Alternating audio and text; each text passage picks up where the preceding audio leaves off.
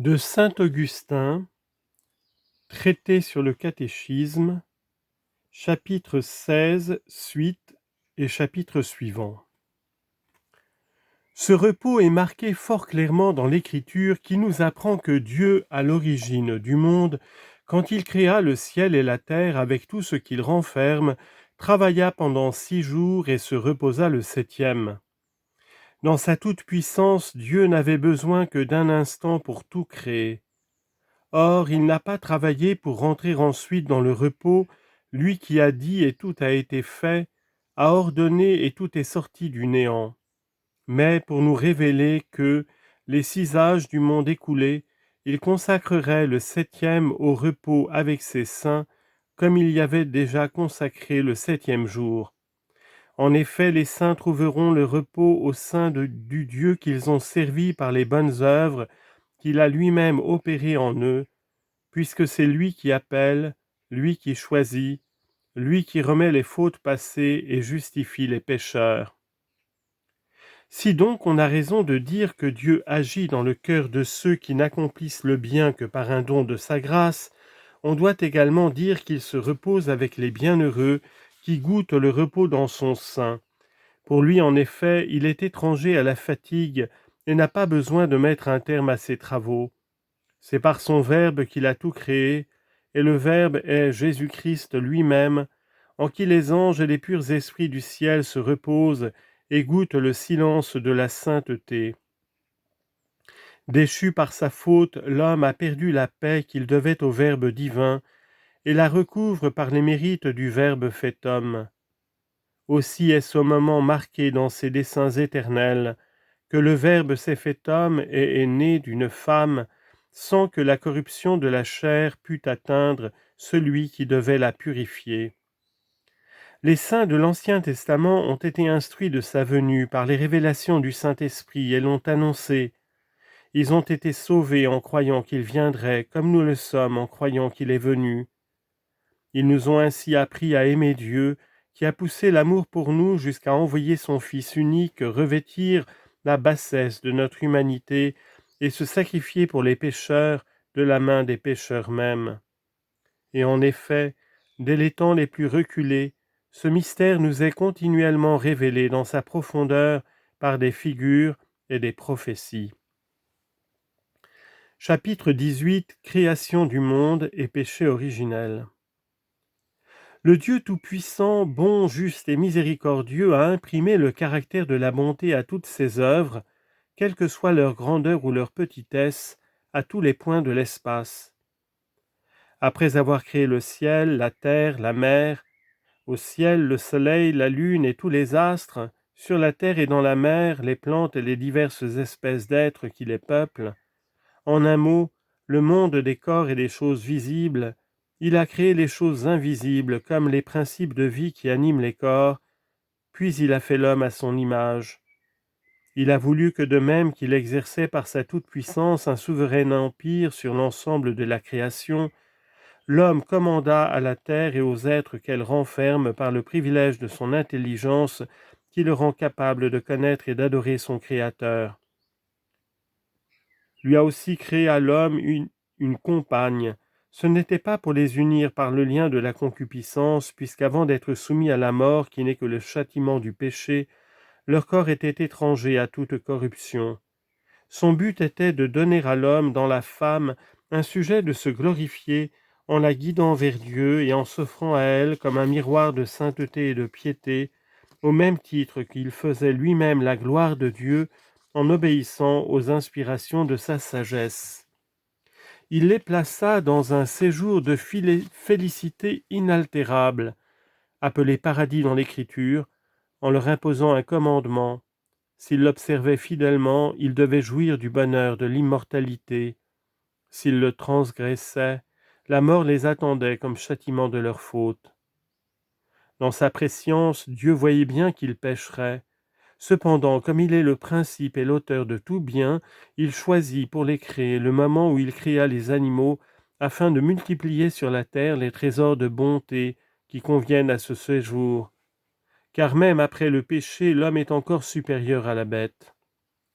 Quant aux préceptes qu'ils ne devaient pas observer, il aima mieux le leur donner, afin de leur enlever toute excuse quand il ferait peser sur eux sa justice. Quelles que soient les actions de l'homme, Dieu y fait toujours éclater sa gloire, par la justice des récompenses si elles sont bonnes, par la justice des châtiments si elles sont criminelles, enfin par les bienfaits de sa miséricorde si le pécheur reconnaît sa faute et retourne au bien. Pourquoi donc n'aurait-il pas créé l'homme, tout en prévoyant sa faute, puisqu'il devait le couronner dans sa victoire, le soumettre à l'ordre dans sa chute, le soutenir dans ses efforts pour se relever, tour à tour bon, juste, clément et toujours plein de gloire. D'ailleurs, ne prévoyait-il pas que de cette tige de mort sortiraient un jour des saints qui rendraient gloire à leur Créateur, sans y prétendre pour eux-mêmes, et qui, affranchis par la piété de toute souillure, mériteraient de vivre avec les saints anges d'une vie éternellement heureuse? Le don du libre arbitre que l'homme avait reçu pour servir Dieu, moins par une fatalité humiliante que par un noble effort de sa volonté, avait été également accordé aux anges.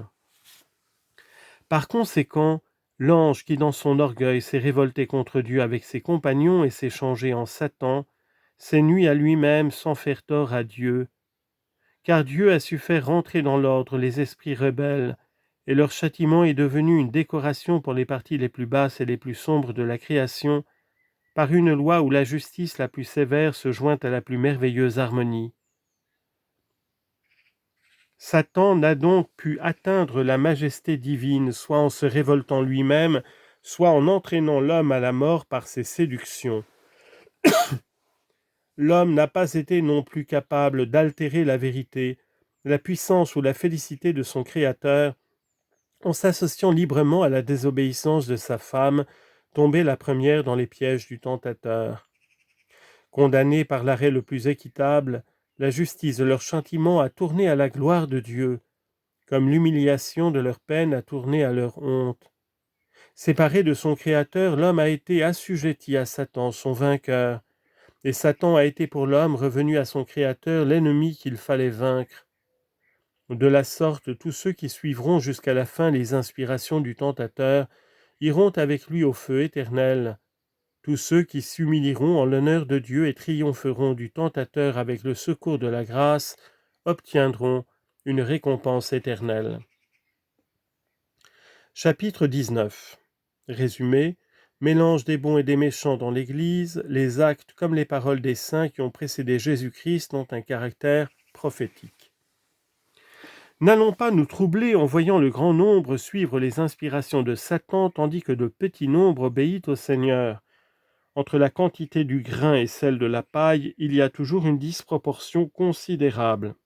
Et si un gros tas de paille n'est point un embarras pour le laboureur, le nombre des coupables n'est rien aux yeux de celui qui connaît les moyens d'en faire justice et d'empêcher le désordre de s'introduire dans son royaume et d'en troubler l'harmonie.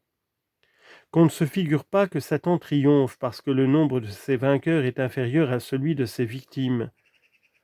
Il existe deux cités établies à l'origine du monde et qui dureront jusqu'à la fin des siècles, celle des méchants et celle des justes. Elles ne se distinguent aujourd'hui que par l'esprit qui les anime, mais au jour du jugement, elles seront séparées de corps comme d'esprit. Les hommes enivrés d'orgueil que travaille l'ambition de régner sur le monde avec tout le faste et toute la pompe des vanités humaines, forment une société étroite avec les démons qui sont animés des mêmes passions et mettent également leur gloire à soumettre les hommes à leur empire. Quoique les biens du monde excitent souvent des luttes entre eux, ils n'en éprouvent pas moins une égale ambition dont le poids les entraîne tous dans le même abîme, où ils se trouvent associés par la ressemblance des caractères et des crimes. Au contraire, les hommes et les purs esprits qui oublient leur gloire pour ne chercher que celle de Dieu et qui s'attachent humblement à lui, ne sont tous non plus qu'une société, qu'une seule société. Et cependant, Dieu est plein de miséricorde et de patience pour les impies. Il leur ménage l'occasion de se repentir et de se corriger.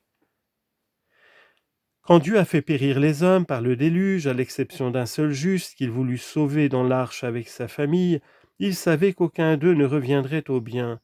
Toutefois, pendant tout un siècle qu'on mit à bâtir l'arche, il ne cessa de leur faire annoncer que sa colère allait éclater sur eux, S'ils s'étaient convertis, il leur aurait pardonné, comme il pardonna plus tard à Ninive, après lui avoir annoncé sa destruction prochaine par la bouche d'un prophète, en voyant cette grande cité faire pénitence. En accordant aux pécheurs dont il prévoit l'endurcissement tout le temps de se repentir, Dieu se propose d'exercer notre patience et nous en donne l'exemple. Cet exemple est d'autant plus propre à nous enseigner la condescendance envers les pécheurs que nous ignorons encore ce qu'ils deviendront, tandis que Dieu, pour qui l'avenir n'a pas de secret, leur fait grâce et leur laisse la vie. Remarquons encore que l'arche de bois sur laquelle les élus échappèrent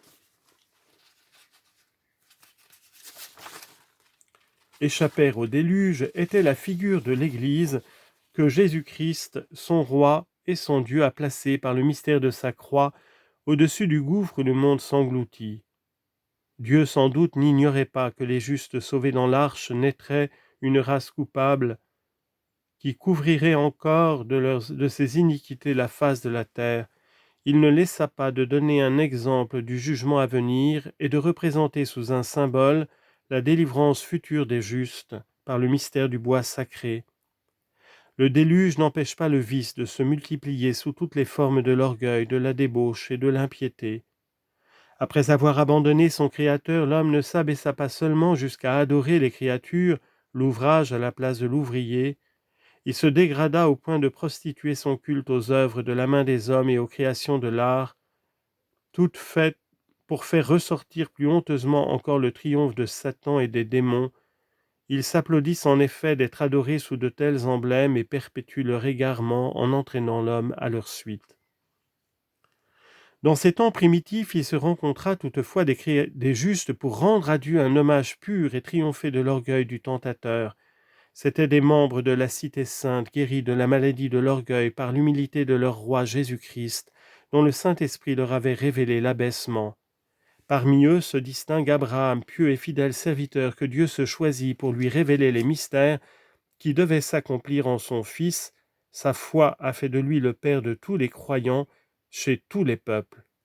De ce patriarche sortit le peuple appelé à adorer l'unique et véritable Dieu, créateur du ciel et de la terre, pendant que le reste des nations se prosterneraient servilement devant les idoles et les démons. Ce peuple est une nouvelle figure plus frappante encore de l'Église future. Il renfermait une multitude toute charnelle qui n'adorait Dieu qu'en vue de ses bienfaits temporels et visibles. Au milieu d'elle, quelques âmes songeaient seules au repos de l'éternité et aspiraient à la patrie céleste. Les prophéties apprenaient à celles-ci les abaissements de Jésus-Christ, notre Roi et Seigneur, et la foi en ce mystère les guérissait de l'orgueil dont elle dissipait toutes les fumées.